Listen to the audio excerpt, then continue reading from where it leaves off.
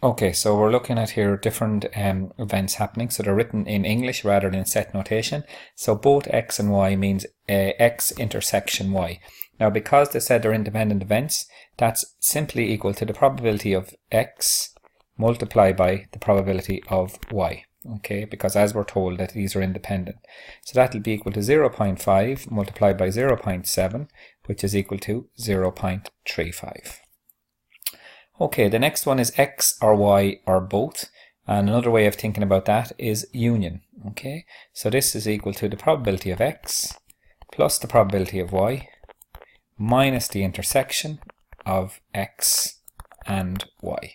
So the probability of x 0.5 plus the probability of y 0.7, subtracting out the intersection, which I just found in the last part, to be 0.35.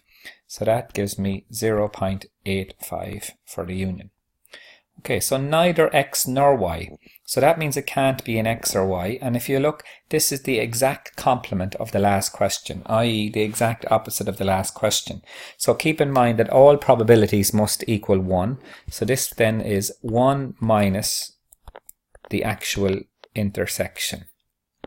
Okay, so sorry, 1 minus the union of everything.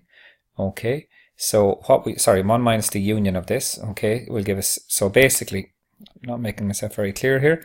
So basically what we're looking for is we're everything outside this. So basically in the last part, we found the yellow. So in this part now, we want neither x or y. So it means that we actually need the pink part here. So it's basically 1 minus the last part.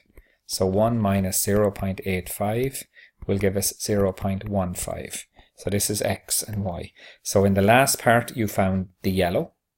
Okay, so 0.85 was all of the yellow. And now in this part we have 0.15, which is the pink. Okay, so the next part then is x intersection not y. So another way, and remember, keep in mind that that's another way of saying the probability of x less y. Now remember, less, don't be getting that confused with conditional probability. That's a slanty line. Okay, so what are we looking at here? We want the probability of x intersection not y. So basically it just means that we want x on its own and none of the parts of x that are actually in y. So we want this yellow part.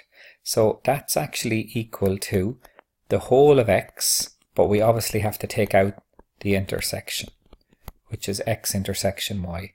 So we know that the whole of x is 0.5, subtracting out the intersection to be 0.15 or 0.35. So that means what we're looking for is 0.15. The next one is x given that y occurs. So this is simply a conditional probability, probability of x intersection y over the probability of y. So that's going to be equal to 0.35 over 0.7, which is equal to 0.5.